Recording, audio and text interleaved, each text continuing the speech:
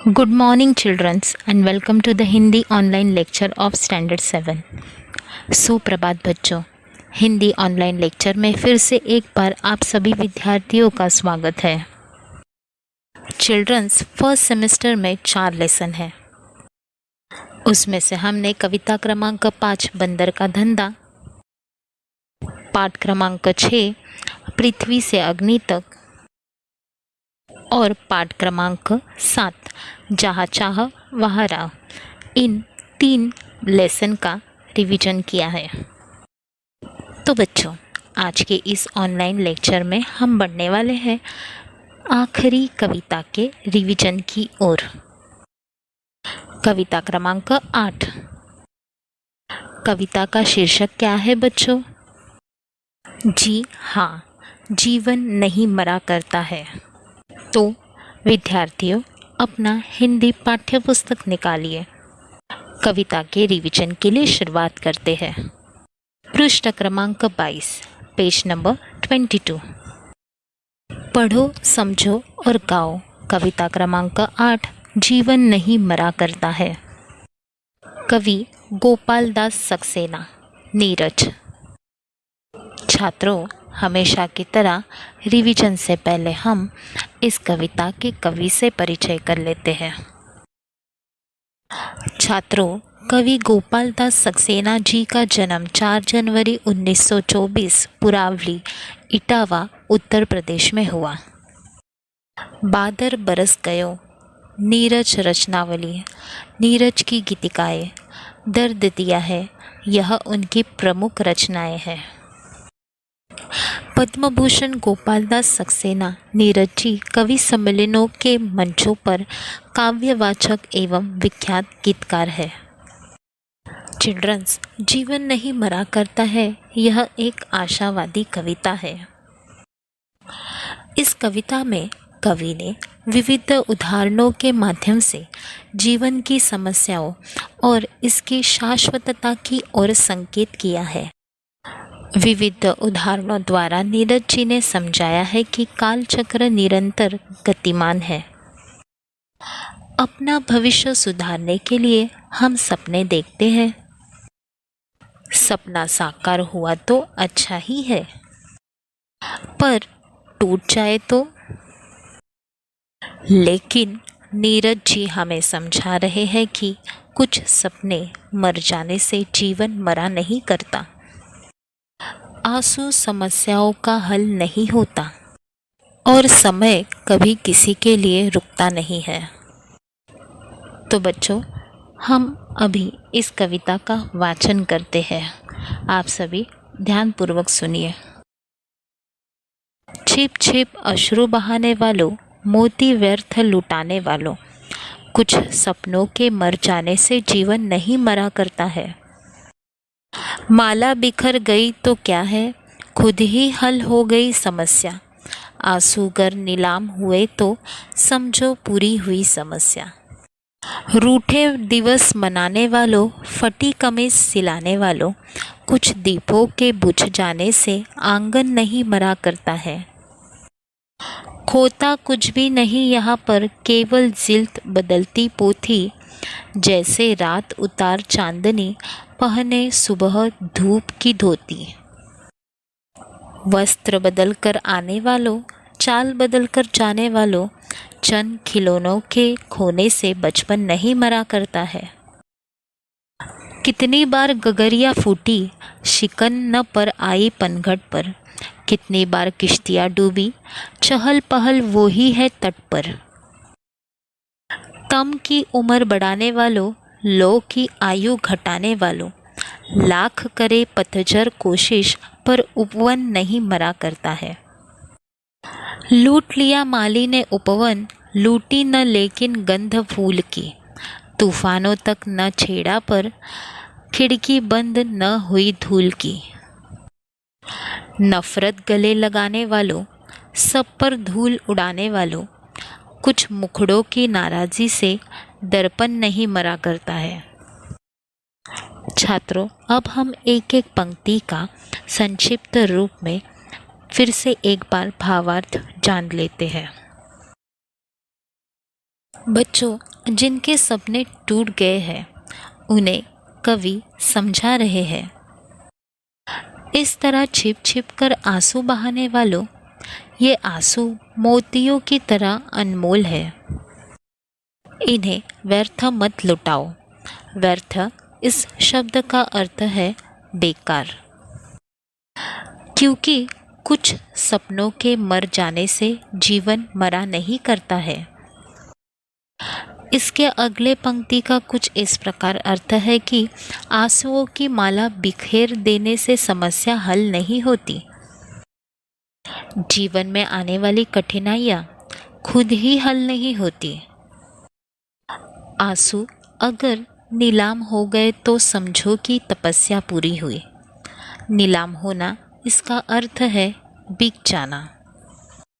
आगे कवि कुछ इस प्रकार कहते हैं कि अपने रूठे दिन को मनाने वालों, फटी हुई कमीज को सिलाने वालों, कुछ दीपों के बुझ जाने से आंगन नहीं मरा करता है।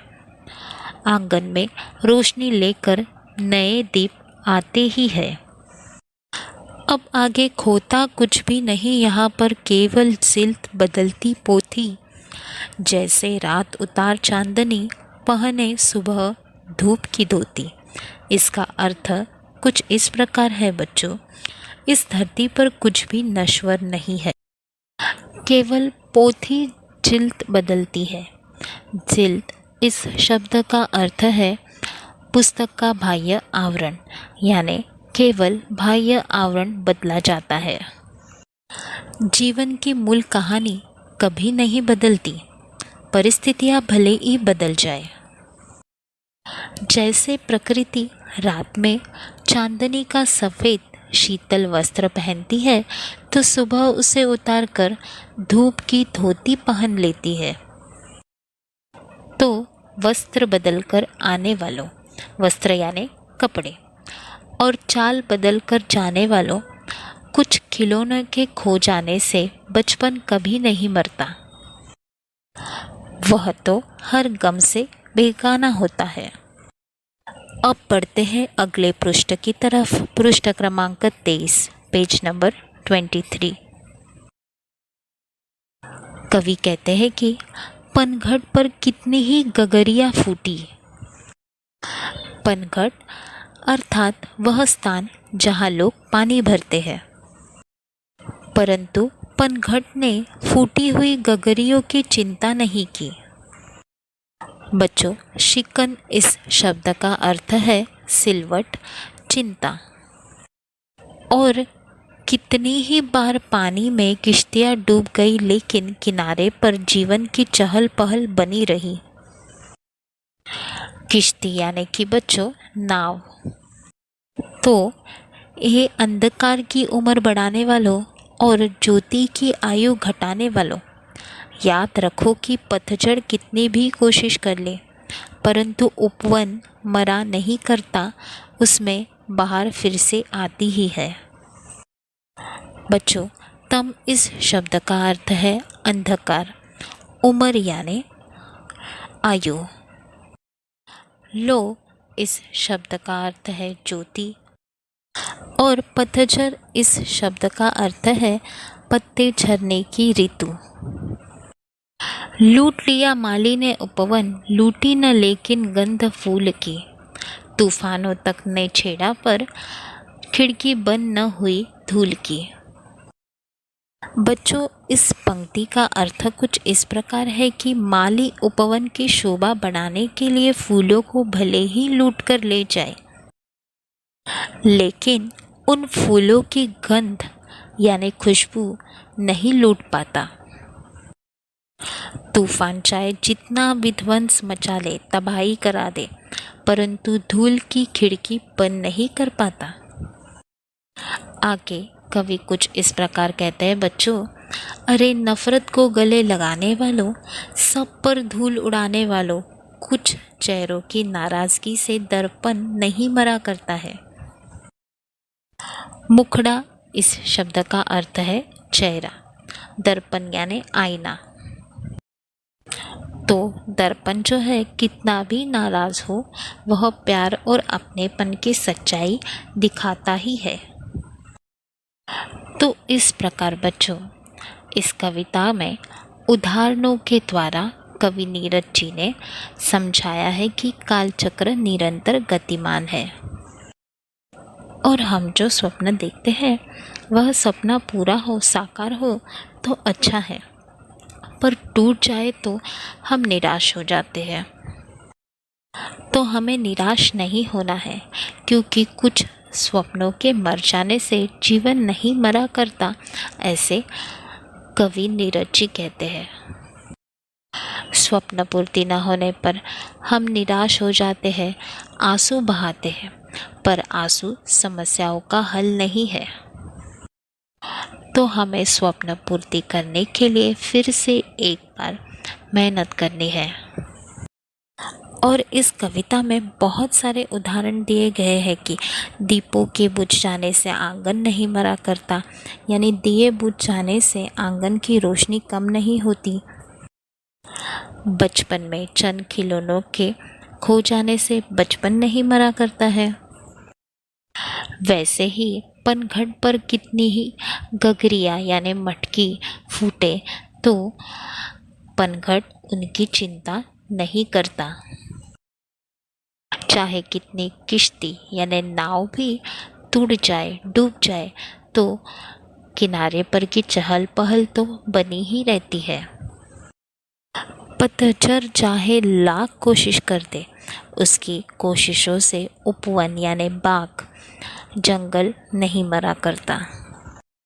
और सबसे आखिरी में बहुत ही सुंदर उदाहरण दिया है, कुछ मुखड़े यानी कुछ चेहरे नाराज़ हो जाए तो उस वजह से आईना यानी दर्पण नहीं मरा करता है। तो इस प्रकार बच्चों, कवि ने विविध उदाहरणों के माध्यम से जीवन की समस्याओं और इसकी शाश्वतता की ओर संकेत किया है।